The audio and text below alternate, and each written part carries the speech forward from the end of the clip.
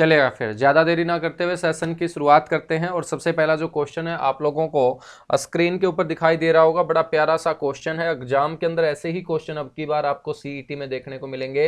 हल्के क्वेश्चन मेरे बच्चों अब आप लोगों को देखने को नहीं मिलेंगे, क्योंकि हल्के क्वेश्चन का जो दौर है वो जा चुका है। आज आप जिस कंपटीशन का पार्ट हैं वो एक अच्छा और तगड़ा कंपटीशन है, यानी कि वैकेंसीज कम है, नंबर ऑफ स्टूडेंट ज़्यादा हैं। और जहाँ पर वैकेंसीज कम हो, नंबर ऑफ स्टूडेंट बहुत ज़्यादा हो, तो सीधी सी बात है कि वहाँ पर जो क्वेश्चन पेपर का लेवल होगा वो एक अच्छा ही लेवल रहेगा।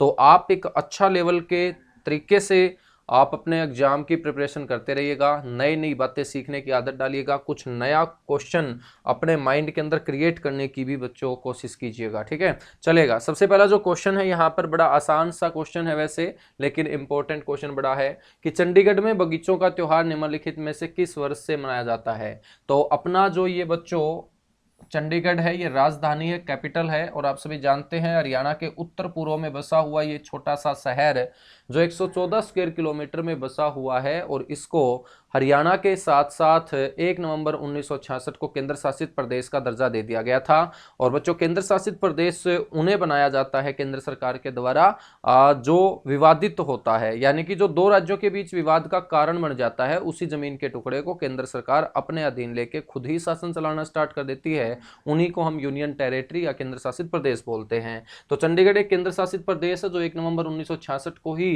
केंद्र शासित प्रदेश बन चुका था। यहाँ पर बगीचों का त्योहार बच्चों हर साल मनाया जाता है, और इसकी शुरुआत आपसे पूछी जा रही है कि कौन से साल से की गई थी। ऑप्शन ए है वर्ष 1964, ऑप्शन बी है वर्ष 1997, ऑप्शन सी है वर्ष 2008 और ऑप्शन डी है वर्ष 1957। तो मेरे बच्चों दिए गए ऑप्शन में क्वेश्चन का जो करेक्ट आंसर होगा अपना वो ऑप्शन बी होगा। क्या होगा? ऑप्शन बी होगा, ठीक है। चंडीगढ़ के बारे में कुछ बेसिक सी बातें कर लेते हैं। चंडीगढ़ के बारे में कुछ बेसिक सी बातें कर लेते हैं। तो आप लोगों को पता होना चाहिए कि चंडीगढ़ जो है वो एक क्या है सर? केंद्र शासित प्रदेश है। चंडीगढ़ क्या है सर? एक केंद्र शासित प्रदेश है। और मेरे बच्चों इसको जो यूटी का दर्जा दिया गया वो कब दिया गया था ये भी आप लोगों को पता होना चाहिए।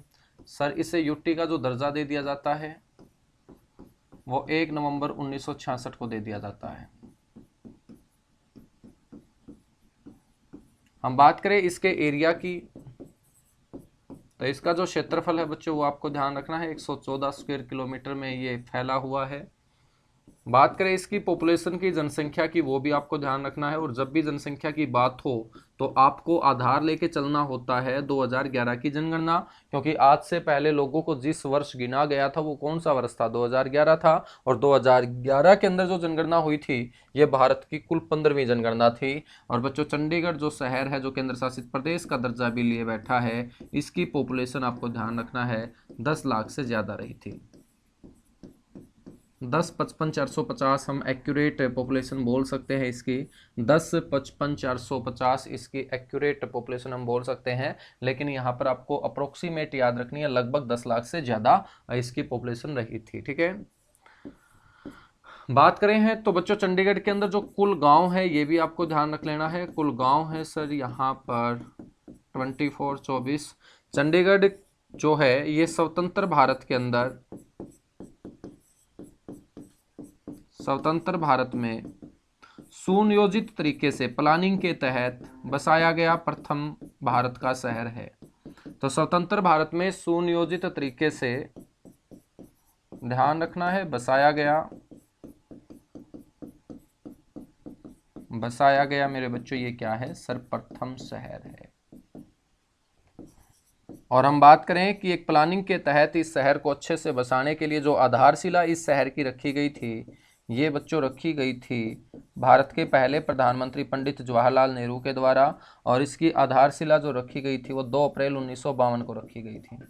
2 अप्रैल 1952, ठीक है। 2 अप्रैल 1952 को इसकी आधारशिला रखी गई थी। और इसका जो उद्घाटन है मेरे बच्चों वो किसके द्वारा किया गया था? अपने भारत के जो पहले प्रधानमंत्री रहे, जो 1947 से लेकर 1964 तक देश के प्राइम मिनिस्टर रहे, पंडित जवाहरलाल नेहरू के द्वारा इसका उद्घाटन किया गया था। पंडित जवाहरलाल नेहरू ने सबसे पहले इस शहर को अच्छे तरीके से बसाने की जो जिम्मेदारी दी थी बच्चों वो मैथ्यू नोविकी को दी थी। लेकिन मैथ्यू नोविकी की विमान दुर्घटना में मृत्यु हो जाती है। और मैथ्यू नोविकी के बाद ये जो प्रोजेक्ट है, ये जो जिम्मेदारी है, ये बच्चों फ्रांस की नागरिकता नागरिकता प्राप्त कर चुके, किसको, ली कार्बूजियर को दे दी जाती है। किसको दे दी जाती है, ली कार्बूजियर को दे दी जाती है। तो आपको ध्यान रखना है कि जो चंडीगढ़ अच्छे तरीके से आज बसा हुआ है, इसके जो आर्किटेक्चर हैं मेरे बच्चों वो कौन है, ली कार्बूजियर रहे हैं, और ली कार्बूजियर इसके वास्तुकार रहे। ली कार्बूजियर कहाँ के रहने वाले थे मेरे बच्चों, ये फ्रांस देश के रहने वाले थे। फ्रांस देश की नागरिकता इन्होंने प्राप्त कर रखी थी। हालांकि इनका जो जन्म है वो स्विट्जरलैंड के अंदर हुआ था, जिसे आप पृथ्वी पर स्वर्ग भी बोलते हैं। ठीक है, स्विट्जरलैंड, जिसकी कैपिटल आप बर्न पढ़ते हैं, क्या पढ़ते हैं, बर्न, जिसके एक शहर में बहुत ज़्यादा हेडक्वार्टर भी हैं। स्विट्जरलैंड का एक बड़ा शहर जिनेवा है। कौन सा है, जिनेवा है। ठीक है, हम बात करें तो ये जो चंडीगढ़ है, इस चंडीगढ़ का जो चिन्ह है, जो सिंबल है, स्टेट सिंबल, हर राज्य की, हर केंद्र शासित प्रदेश की पहचान दिलाने वाला एक सिंबल होता है, एक प्रतीक होता है। तो बच्चों इसका जो प्रतीक है वो क्या है सर, ओपन हैंड है, खुला हाथ है। और ये जो ओपन हैंड है बच्चों, इसको डिजाइन जो किया गया था, इस ओपन हैंड के डिजाइनर भी कौन रहे हैं, आपके ली कार्बूजियर ही रहे हैं। कौन रहे हैं, ली कार्बूजियर ही रहे हैं। ये जो ओपन हैंड की हम बात कर रहे हैं बच्चों, इसकी जो स्थापना की गई थी, आपको एक स्टील का खुला हाथ चंडीगढ़ के अंदर एंटर करते ही नजर आएगा। सुखना लेक, यदि आपको कभी जाने का मौका मिला हो, सुखना लेक के ऊपर भी आपको ये ओपन हैंड है, जिसके अंदर बैठ बैठ के आप बहुत सारे सेल्फी वगैरह लेते हैं। तो ये सुखना झील के ऊपर एक सेल्फी पॉइंट ही है। ठीक है, तो ये ओपन हैंड भी इसी के द्वारा डिजाइन किया गया था। हम बात करें मेरे प्यारे बच्चों की चंडीगढ़ का जो राजकीय पक्षी है वो कौन सा है सर, इस चंडीगढ़ का राजकीय पक्षी पेपर में पूछा जा चुका है। तो इसका जो राजकीय पक्षी है वो आपको ध्यान रखना है, ग्रे हॉर्नबिल है। ग्रे हॉर्नबिल है, ध्यान रखेंगे ना, ग्रे हॉर्नबिल है। यदि हम बात करें यहाँ के राजकीय पेड़ की, तो इसका जो राजकीय पेड़ है बच्चों वो आम है, ये आप लोगों को ध्यान रखना है।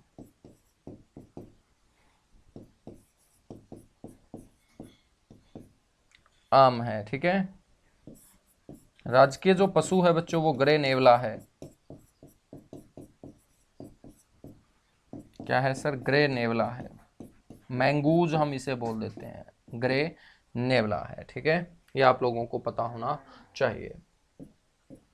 चलेगा, आगे बढ़ेंगे। क्वेश्चन का करेक्ट आंसर तो ऑप्शन बी होगा। बाकी जितनी भी बातें मैंने आप लोगों को बताई है वो साथ के साथ आप लोगों को ध्यान रखनी है, साथ के साथ आप लोगों को ध्यान रखनी है। ठीक है, तो जितने भी बच्चे जुड़े हुए हैं, एक बार सारे के सारे बच्चे सेशन को हर जगह शेयर जरूर करके आइएगा, और साथ के साथ लाइक का जो है वो तो आप बटन दबा ही दीजिएगा मेरे बच्चों। ठीक है, लाइक का बटन तो दबा सकते हो ना, लाइक का बटन तो दबा सकते हो ना, तो इसको दबाते चलिएगा। ठीक है, कुछ नई बातें, कुछ नए क्वेश्चन हम हरियाणा जीके के अंतर्गत डेली अपने इसी यूट्यूब चैनल के ऊपर करते हैं, जो शाम को 6:30 बजे आप लोगों की तैयारी और बेहतर हो, इस पर्पज़ से बच्चों ये सेशन लगातार आपके लिए शुरू किया गया है कैरियरविल ऐप की तरफ से।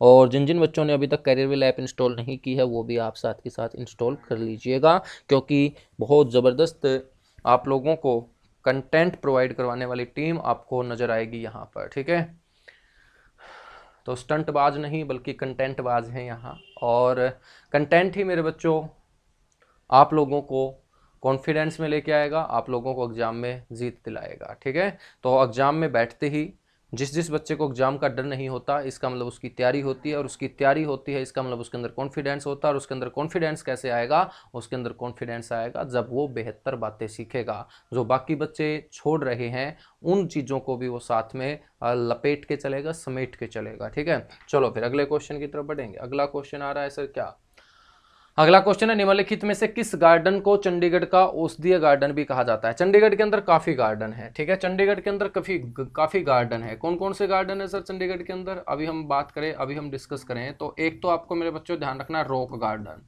सुखना झील के ठीक नजदीक है आपका ये रॉक गार्डन, रॉक गार्डन। ठीक है, और रॉक गार्डन के जो वास्तुकार थे बच्चों वो कौन थे, नेकचंद सैनी, नेकचंद सैनी। एक आपका है रोज गार्डन, कौन सा गार्डन सर, रोज गार्डन। अब रोज को क्या बोलोगे, रोज को तुम गुलाब बोलोगे। ठीक है, रोज को क्या बोलोगे मेरे बच्चों, रोज को सर हम बोलेंगे गुलाब, क्या बोलेंगे, गुलाब बोलेंगे। तो आपको ध्यान रखना है कि रोज को गुलाब कहा जाता है, डेली नहीं है ये। ठीक है, कहीं तुम सोचो कि प्रतिदिन वाला रोज है ये।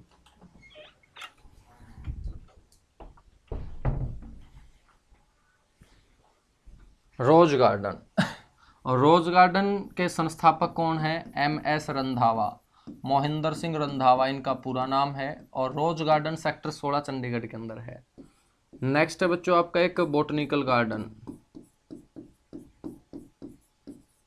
ये जो बोटनिकल गार्डन है ये औषधियों के लिए जाना जाता है। तो सीधी सी बात है कि इस गार्डन के अंदर आपको औषधि से संबंधित पेड़ पौधे ही लगे हुए नजर आएंगे, और यही बोटनिकल गार्डन है चंडीगढ़ का, जिसे हम औषधीय गार्डन के नाम से भी पुकारते हैं। ठीक है, हम बात करें तो बच्चों इसके जो वास्तुकार हैं वो कौन रहे हैं। इसके वास्तुकार रहे हैं याकूब खान। याकूब खान, ठीक है, याकूब खान के द्वारा इसे स्थापित किया गया। कैक्टस जो गार्डन है मेरे बच्चों, कैक्टस गार्डन ये आपका कहाँ है सर, ये आपका पंचकुला के अंदर है। कैक्टस को हम क्या बोलते हैं, कैक्टस को हम हिंदी के अंदर नागफनी बोलते हैं। क्या बोलते हैं, नागफनी। तो बच्चों आपसे ये भी क्वेश्चन पूछा जा सकता है कि नागफनी बगीचा कहाँ है, तो आपको क्या बोलना है कि ये पंचकुला के अंदर है। यादवेंद्र जो गार्डन है मेरे बच्चों ये कहाँ पर है, यादवेंद्र गार्डन आप सभी को पता होगा ये पिंजौर के अंदर है।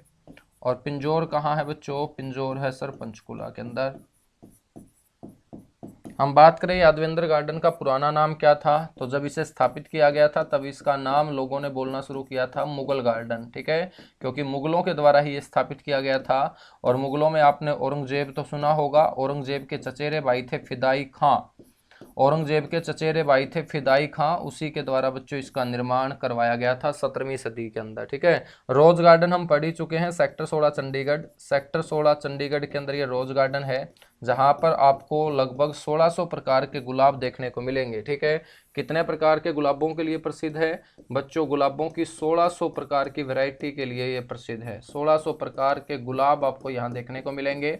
और 1600 प्रकार के गुलाब यदि आपको देखने हैं यहाँ, तो लगभग 30 एकड़ जमीन के ऊपर आपको बच्चों घूमना पड़ेगा, क्योंकि 30 एकड़ के अंदर ये फैला हुआ है। इसका विस्तार 30 एकड़ के अंदर है। कितने एकड़ के अंदर है, 30 एकड़ के अंदर है। ठीक है, चलेगा। अगला क्वेश्चन आ रहा है बच्चों, जल्दी से इस क्वेश्चन का करेक्ट आंसर दीजिएगा। देखते हैं हरियाणा जी के किस किस बच्चे की अपनी अच्छे तरीके से तैयार हो रखी है। अगला क्वेश्चन है, निम्नलिखित में से किस हरियाणवी लेखक को स्तंभ लेखिका भी कहा जाता है।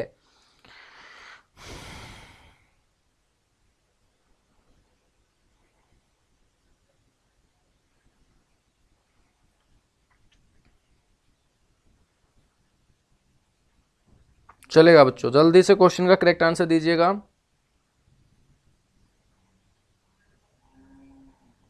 निम्नलिखित में से किस हरियाणवी लेखक को स्तंभ लेखिका, स्तंभ लेखिका का मतलब क्या होता है, यानी कि एक ऐसी लेखिका जिसके लेख हमेशा पिल्लर की तरह मजबूत रहे हैं। किसकी तरह मजबूत रहे हैं, पिल्लर की तरह मजबूत रहे हैं। ठीक है, यानी कि जब भी लिखती थी बड़े तगड़े बड़े जबरदस्त लेख लिखती थी। और मेरे बच्चों वो कोई और नहीं, वो हिसार से नाता रखने वाली शमीम शर्मा है।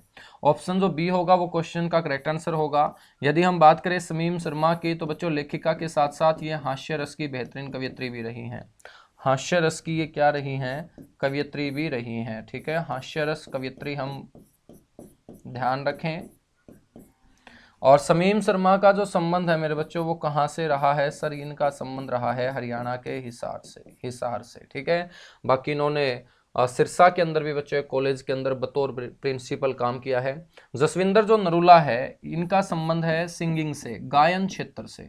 गायन क्षेत्र से जसविंदर नरूला आते हैं। और बात करें बच्चों इनका जन्म कहाँ हुआ, तो जसविंदर नरूला का जन्म हुआ था सर रोहतक के अंदर। ठीक है, नेक्स्ट जो है बच्चों ऑप्शन सी ऑप्शन डी, ये दोनों भी क्या है, लेखिका हैं। चलेगा, आगे बढ़ेंगे। अगला क्वेश्चन आ रहा है, बड़ा इंपॉर्टेंट है कि निम्नलिखित में से प्रथम हरियाणवी महिला जो हरियाणा साहित्य अकादमी की डायरेक्टर भी बनी कौन है। डॉक्टर रोहिणी अग्रवाल, डॉक्टर मुक्ता, कमला चमोला, डॉक्टर सुधा जैन। तो बच्चों इस क्वेश्चन का जो करेक्ट आंसर होगा वो डॉक्टर मुक्ता होगा। क्या होगा, डॉक्टर मुक्ता होगा। तो डॉक्टर मुक्ता पहली ऐसी हरियाणवी महिला है जो हरियाणा साहित्य अकादमी की क्या रही, निदेशक रही, डायरेक्टर बनी। ठीक है, हरियाणा साहित्य अकादमी की बतौर डायरेक्टर काम करने वाली जो पहली महिला है वो कौन है, आपको ध्यान रखना है, वो डॉक्टर मुक्ता है। डॉक्टर मुक्ता, ऑप्शन बी क्वेश्चन का करेक्ट आंसर होगा।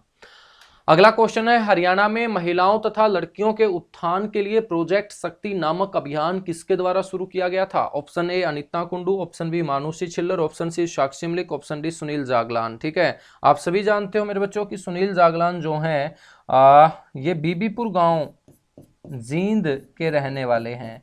बीबीपुर गांव जींद, और इन्हीं के द्वारा बच्चों सबसे पहले पूरे भारत के अंदर एक अभियान शुरू किया गया था और उसका नाम है selfie with daughter, selfie with daughter अभियान इन्होंने ही शुरू किया था, है ना। और इनके घर एक लड़की पैदा हुई थी जिसका नाम नंदिनी रखा गया था, और उसी के साथ सबसे पहले इसने अपनी सेल्फी डाली थी और उस वहीं से शुरू होता है ये सेल्फी विद डॉटर अभियान। ठीक है बच्चों, ये जो अभियान शुरू किया गया था ये शुरू किया गया था 9 जून 2015 को। तो सुनील जागलान का परिचय आपको मिल चुका है। साक्षी मलिक को आप सभी जानते हैं, 3 सितंबर 1992 को पैदा हुई, मोखरा गांव रोहतक के अंदर। कुश्ती की एक बेहतरीन खिलाड़ी जिन्होंने रियो ओलंपिक 2016 के अंदर 58 केजी भार वर्ग में बच्चों कांस्य पदक जीतने का काम किया, और प्रथम ओलंपिक में पदक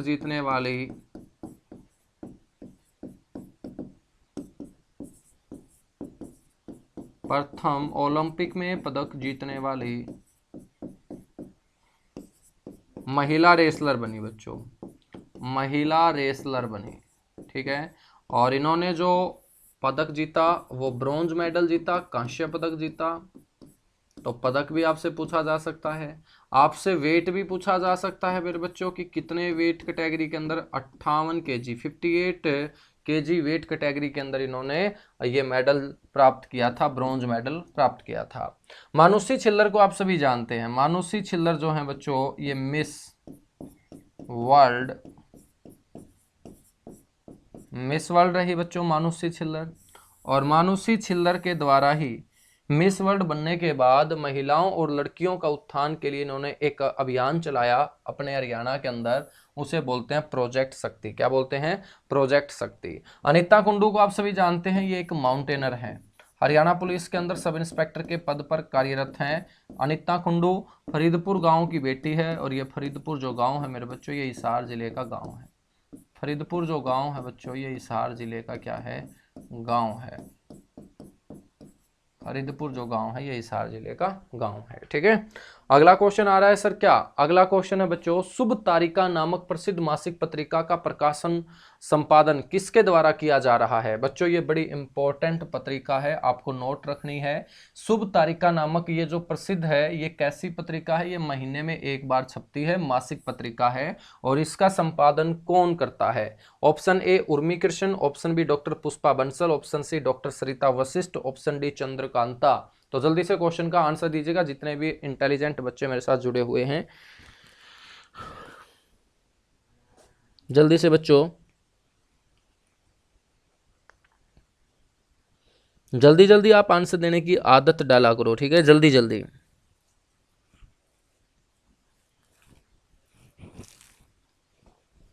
बिल्कुल, बहुत सारे बच्चों ने आंसर दिया है लेकिन गलत आंसर दिया है। क्वेश्चन का करेक्ट आंसर होगा उर्मी कृष्ण।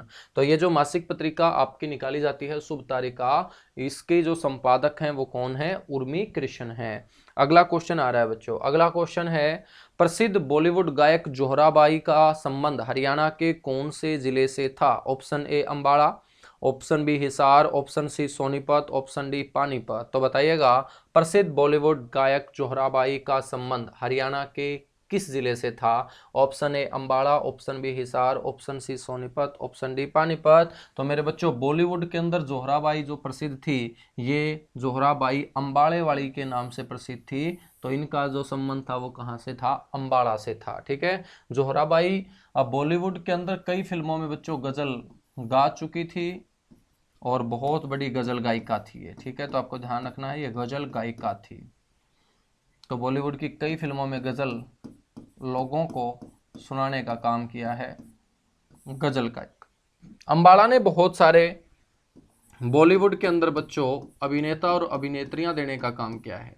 चाहे मैं बात करूं ओमपुरी की, चाहे हम बात करें ओमपुरी की, एक सफल बॉलीवुड अभिनेता जो हर किरदार के अंदर आसानी से ढल जाते थे, ये अंबाड़ा में ही पैदा हुए। चाहे हम बात करें जूही चावला की, एक सफल अभिनेत्री रही जूही चावला, ये भी अंबाड़ा में पैदा हुई। चाहे हम बात करें मेरे बच्चों अंबाड़ा से संबंध रखने वाले, आशुतोष राणा का जन्म तो अंबाड़ा में नहीं हुआ था लेकिन अंबाड़ा से इनका संबंध था, लगाव था। आशुतोष राणा, ठीक है, ये भी बॉलीवुड के एक सफल अभिनेता में गिने जाते हैं। एक है बच्चों परिणीति चोपड़ा, सारे के सारे बच्चे जो आज की जनरेशन है वो परिणीति चोपड़ा को अच्छे से जानते होंगे। क्यों? क्योंकि बॉलीवुड की एक बहुत अच्छी अभिनेत्री है परिणीति चोपड़ा। इनका जन्म भी कहाँ हुआ? अम्बाड़ा में हुआ। ठीक है। और बहुत सारे व्यक्तित्व हैं बच्चों अम्बाड़ा से, और बहुत सारे व्यक्तित्व हैं डिस्ट्रिक्ट में हम कवर करते हैं। हिसार की हम बात करें तो हिसार से बॉलीवुड अभिनेताओं के अंदर मेरे बच्चों यशपाल शर्मा का नाम आता है। यशपाल शर्मा, ठीक है। बहुत सारी बॉलीवुड की फिल्मों में आपको अपने किरदारों में नजर आएंगे यशपाल शर्मा। यशपाल शर्मा के बाद आपको ध्यान रखना है यहाँ पर ईशा खन्ना। ईशा खन्ना, ठीक है। ईशा खन्ना बॉलीवुड अभिनेत्री, ये भी बच्चों कहाँ से आती है? हिसार से आती है। और जितने भी लड़के जुड़े हुए हैं, मल्लिका सहरावत का नाम तो आप लोगों ने सुना ही होगा। सुना क्या होगा, फिल्में भी बहुत सारी देखी होगी तुम लोगों ने, है ना। मल्लिका सहरावत, ये मल्लिका सहरावत का जन्म भी हिसार जिले के मोठ लुवारी गाँव के अंदर हुआ था। बच्चों मल्लिका सहरावत का वास्तविक नाम जरूर याद रख लेना। मल्लिका सहरावत का वास्तविक नाम था रीमा लांबा। क्या था? रीमा लांबा, ठीक है। ऐसे ही सोनीपत ने भी बहुत सारे बच्चों हम बात करें तो बॉलीवुड के अंदर लोग दिए हैं। चाहे मैं टीपी अग्रवाल की बात करूं, चाहे मैं टीपी अग्रवाल की बात करूं, ठीक है। टीपी अग्रवाल का संबंध कहाँ से है? सोनीपत से है। चाहे बच्चों हम बात करें मेघना मलिक की, इस देश दोबारा ने आना लाडो, ऐसे टीवी सीरियल में काम कर चुकी मेघना मलिक, ये भी कहाँ से आती हैं? सोनीपत से ही आती हैं, ठीक है। और पानीपत की हम बात करें तो पानीपत ने भी बच्चों बॉलीवुड के अंदर अभिनेता जी हैं, जैसे मोहित अहलावत। मोहित अहलावत, मोहित अहलावत का संबंध कहाँ से है? पानीपत से है। चाहे हम बात करें दरिया सिंह मलिक की, दरिया सिंह मलिक जो है बच्चों उगराखेड़ी गांव में पैदा हुए, और ये एक हास्य अभिनेता रहे हैं, ठीक है। हास्य अभिनेता रहे हैं। चंद्रावल फिल्म आप लोगों ने अच्छे से देखी होगी, देखी नहीं होगी तो सुनी तो जरूर होगी। चंद्रावल फिल्म जो 1984 के अंदर आई थी, ये अपने हरियाणवी सिनेमा की अब तक की सबसे सफल फिल्म रही है। सबसे सफल फिल्म होने का मतलब है सबसे ज्यादा पैसा कमाया है जिस हरियाणवी फिल्म ने हरियाणा के अंदर रिलीज होके, वो चंद्रावल फिल्म रही है। और चंद्रावल फिल्म का हर किरदार बच्चों मजे वाला है। चाहे मैं बात करूं किसकी? जोधा सरदार के किरदार की, चाहे मैं बात करूं खुद चंद्रावल के किरदार की, चाहे मैं बात करूं मेरे बच्चों कि चंद्रावल के जो प्रेमी रहे इस फिल्म के अंदर सूरज की, सूरज का किरदार भी बड़ा बहुत अच्छा किरदार निभाया गया। उसके बाद चाहे हम बात करें रुंडा की, जो सूरज के दो दोस्त थे, एक रुंडा एक खुंडा। बच्चों इसमें जो रुंडा है वो नसीब सिंह कुंडू थे, तो खुंडा जो थे वो दरिया सिंह मलिक थे, ठीक है। तो क्वेश्चन आपसे पूछा जाएगा कभी ना कभी कि चंद्रावल फिल्म के अंदर खुंडा की भूमिका निभाने वाले कलाकार कौन थे? आपको बताना है। पानीपत के उगराखेड़ी गांव में पैदा हुए दरिया सिंह मलिक थे। कौन थे? दरिया सिंह मलिक थे। अगला जो क्वेश्चन आ रहा है बच्चों, बड़ा आसान सा क्वेश्चन है और कई बार आप इस क्वेश्चन को पढ़ चुके होंगे किताबों के जरिए, तो जल्दी से मेरे को आंसर दे दीजिएगा कि हरियाणा में सबसे अधिक बार विधायक बनने का गौरव प्राप्त निम्नलिखित में से किस महिला विधायक को है? Option A Snehlata, option B Chandravati, option C Prasanno Devi, option D Kumari Selja. जल्दी से आंसर दीजिएगा जितने भी बच्चे जुड़े हुए हैं। और आप लोग अभी पढ़ना स्टार्ट कर दीजिएगा बच्चों, अभी टाइम है बहुत अच्छी तैयारी करने का।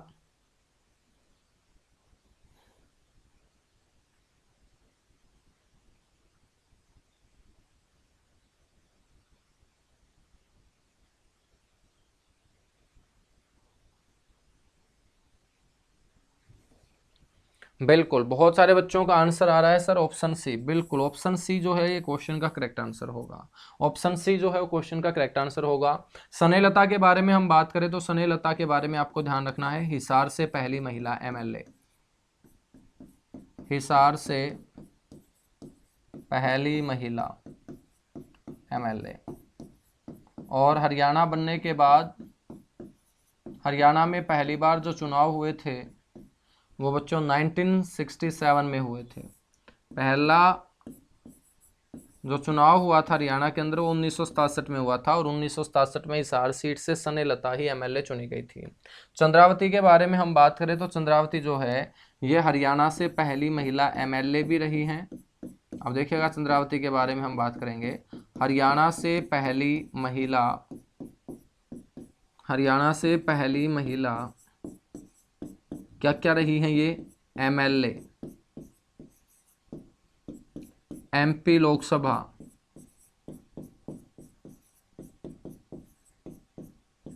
वकील, एडवोकेट, पहली महिला एडवोकेट भी यही रही हैं। और उसके बाद हम बात करें बच्चों विधानसभा में विपक्ष की नेता,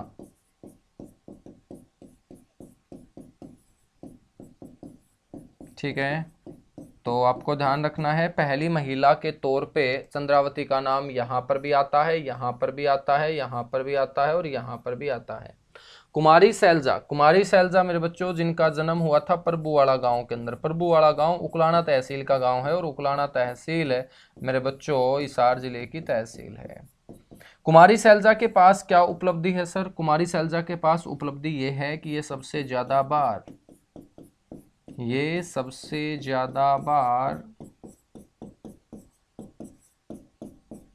लोकसभा सांसद हरियाणा से चुनी गई है। महिलाओं के अंदर हम बात करेंगे, बनने वाली ये महिला है। सबसे ज्यादा बार संसद के अंदर बैठने का सौभाग्य किसको मिला है? सैलजा को ही मिला है, कुमारी सैलजा, ठीक है, कुमारी सैलजा को मिला है। आगे बढ़ेंगे, अगला क्वेश्चन आ रहा है, प्रसिद्ध बॉलीवुड अभिनेत्री सुलक्षणा पंडित का संबंध हरियाणा के किस जिले से था? Option A Fatehabad, option B Hisar, option C Rohtak, option D Faridabad. जल्दी से आंसर दीजिएगा। प्रसिद्ध बॉलीवुड अभिनेत्री सुलक्षणा पंडित, इनका संबंध हरियाणा के कौन से जिले से था बच्चों? इनका संबंध बताइएगा जल्दी से।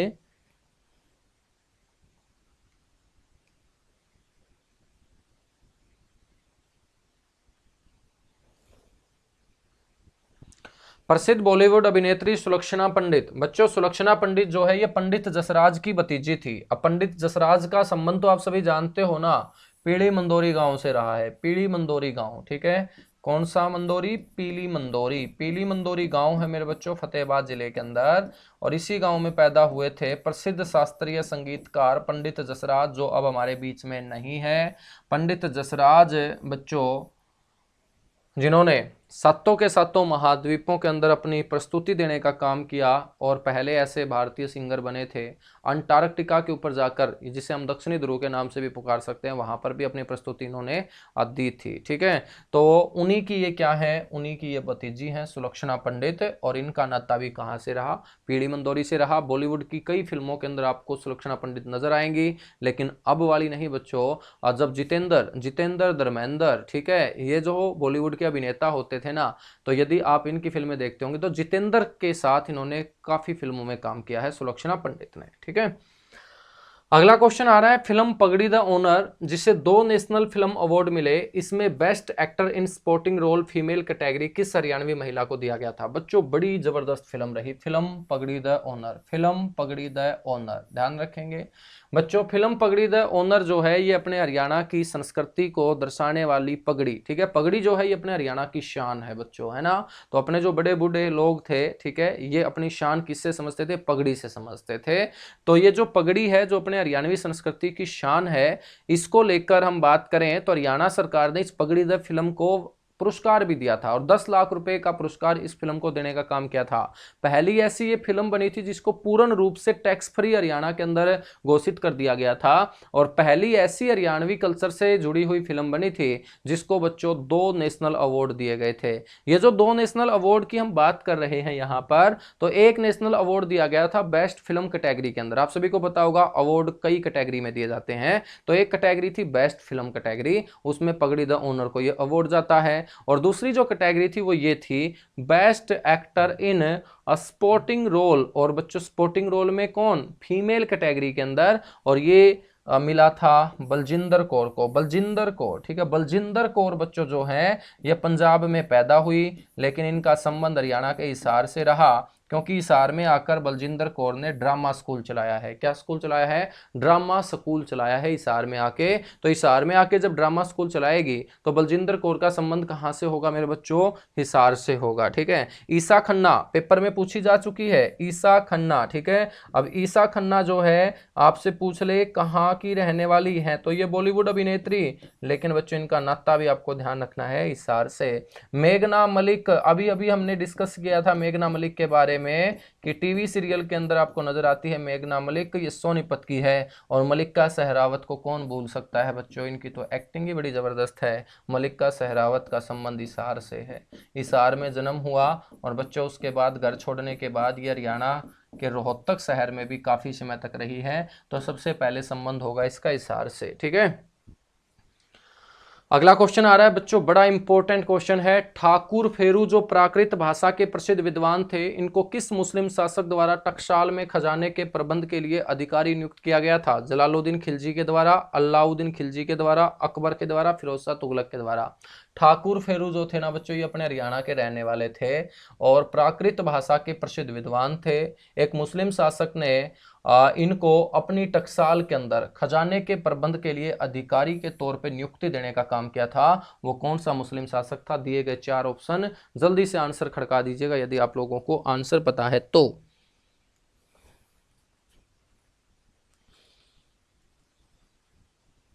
जल्दी से आंसर दीजिएगा बच्चों।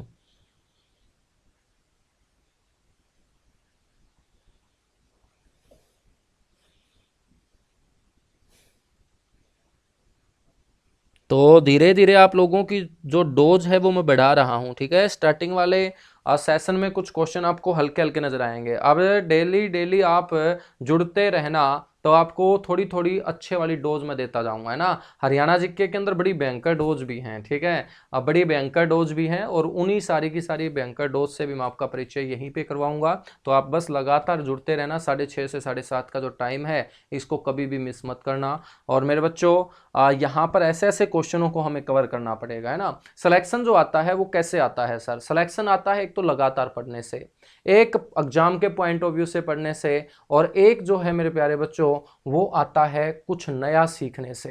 कुछ नया सीखने का मतलब है कि हरियाणा जीके जो हम मार्केट की किताबों से पढ़ रहे हैं बहुत अच्छी बात है, लेकिन उन किताबों से भी आपको आगे जाना है, क्योंकि कोई भी ऐसी किताब थोड़ी है मार्केट के अंदर जो हरियाणा जीके के सारे क्वेश्चन आप लोगों के ठीक करवा देती हो, है ना। यानी कि आपके एग्जाम में 25 क्वेश्चन यदि पूछे जाते हैं तो मार्केट के अंदर तो कोई भी ऐसी किताब नहीं है कि जिसके अंदर 25 के 25 क्वेश्चन दिए हों। हो सकता है वहां से 15 क्वेश्चन कवर हो सकता है वहां से 16 क्वेश्चन कवर हो, वो तो मार्केट की सभी किताबों से ही कवर होंगे। लेकिन बच्चों 15 या 16 क्वेश्चन हम 25 में से ठीक करते हैं, क्या वहां से हमारा सिलेक्शन आ जाएगा? नहीं आएगा, है ना। हमारा सिलेक्शन आएगा कि 25 में से हम कम से कम 24 तो ठीक करें। अब मैं क्यों बोल रहा हूं कि 24 क्यों ठीक करें बच्चों? इसलिए बोल रहा हूं क्योंकि सबसे ज्यादा समय आप किसको देते होंगे? मेरे हरियाणा के बच्चे जो सीईटी की तैयारी करते होंगे ना, वो हरियाणा जीके ही सबसे ज्यादा पढ़ते होंगे। और जिस सब्जेक्ट को सबसे ज्यादा पढ़ा जाता है, यदि उस सब्जेक्ट के अंदर भी आप एग्जाम में अच्छे से परफॉर्मेंस नहीं कर पाओगे तो आपका कॉन्फिडेंस लेवल बच्चों, आपका जो मनोबल है वो वहीं टूट जाएगा। क्योंकि जिस सब्जेक्ट को लेकर हम ज्यादा मेहनत करते हैं, यदि वहीं से हमारी आउटपुट नहीं आएगी तो सीधी सी बात है बच्चों, हम सिलेक्शन से दूर होते जाएंगे, ठीक है। लेकिन आपकी आउटपुट जो है हरियाणा जीके के अंदर वो बड़ी जबरदस्त आएगी। बस आप लोगों से वादा चाहता हूं कि आप डेली जो है सेशन को ज्वाइन करें, आप इनकी प्रैक्टिस करें। सिर्फ सेशन ज्वाइन करने से भी सिलेक्शन नहीं आएगा, ठीक है। मैं बोलता रहूं आपको कि यूट्यूब पे आप आओ आपका सिलेक्शन हो जाएगा, नहीं होगा ऐसे। आप क्लास अटेंड कीजिएगा, क्लास अटेंड करने के बाद जो कल की क्लास है उससे पहले आज की क्लास की रिविजन कीजिएगा, है ना। इन क्वेश्चंस को नोट कीजिएगा और जो भी क्वेश्चन आपको आता है वो बहुत अच्छी बात है, जो आपको नहीं आता है उसको आपको नोट करना होता है। जैसे आज हम 30 क्वेश्चन कवर करेंगे तो 30 में से होगा कि आपको किसी बच्चे को 15 आते होंगे, किसी बच्चे को 20 आते होंगे, किसी को 25 आते होंगे, किसी को 5 ही आते होंगे ना। अब जिसको 25 आते हैं उसको सिर्फ 5 लिखने होते हैं, उसको 30 के 30 लिखने नहीं होते। जिसको 20 क्वेश्चन आते हैं उसको सिर्फ 10 लिखने होते हैं। कितने लिखने होते हैं? 10 लिखने होते हैं, ठीक है। अब बच्चा देखेगा जो आता होगा उसके भी नोट्स बनाएगा। जो मेरे बच्चों आपको आता है उसके नोट्स नहीं बनाने होते, उसके नोट्स बनाने होते हैं उसके जो आपको नहीं आता है, जो आपको सीखना है, ठीक है। जैसे मैं हरियाणा जीके के नोट्स नहीं बनाता हूं, क्यों? क्योंकि जो मेरे को आता है उसके नोट्स क्या बनाना, वो तो वेस्टेज ऑफ टाइम है, वो तो वेस्टेज ऑफ टाइम है। हरियाणा में कितने जिले हैं ये भी बच्चा लिखता होगा, हालांकि हर बच्चे को पता है कि हरियाणा के अंदर 22 जिले हैं। जब 22 हैं और हमें पता है तो बच्चों वो हम लिख लेंगे तो क्या वो 23 हो जाएंगे? नहीं होंगे ना। तो जो आपको आता है उसके नोट्स कभी नहीं बनाने हैं, जो आपको नहीं आता है, जो आपको सीखना होता है उसके नोट्स आप अच्छे अच्छे तैयार करते रहिएगा ना। बहुत सारे बच्चे बोलते रहते हैं कि सर ये डेली इतने क्वेश्चन आप कराते हो, इसकी पीडीएफ दे दिया करो सर, है ना, हमें लिखना पड़ता है। बच्चों 30 के 30 थोड़ी लिखने हैं, आपको तो वो लिखने हैं जो आज के सेशन में आपको नए क्वेश्चन देखने को मिले होंगे, ठीक है। चलेगा, फिर आगे बढ़े। अगला जो क्वेश्चन आ रहा है,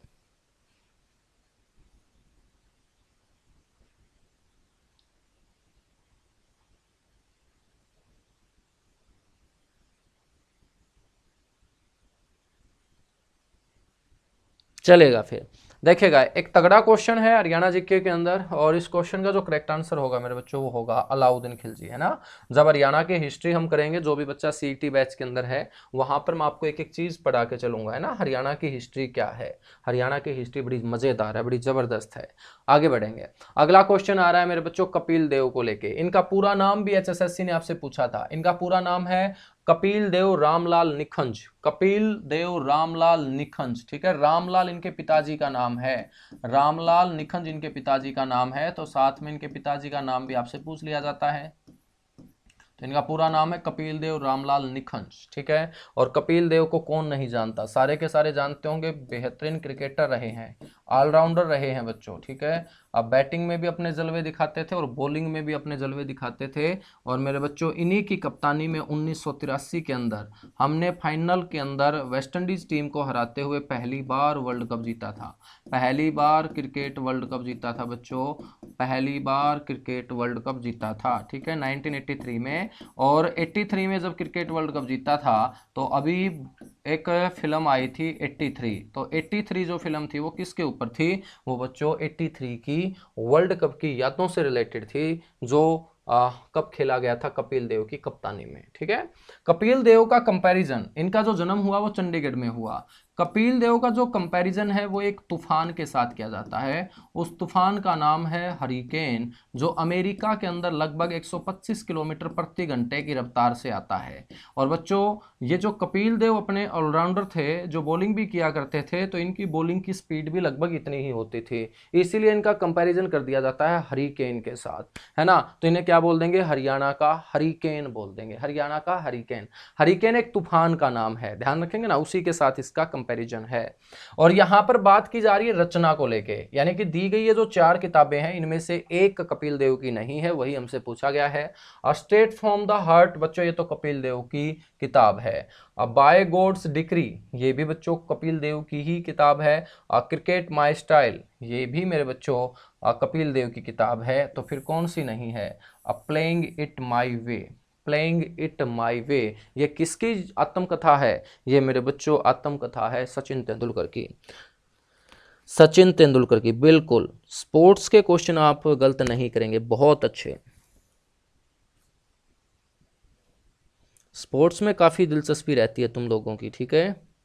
तो पढ़ाई में भी दिलचस्पी किया करो मेरे बच्चों, पढ़ाई में भी दिलचस्पी लिया करो, है ना।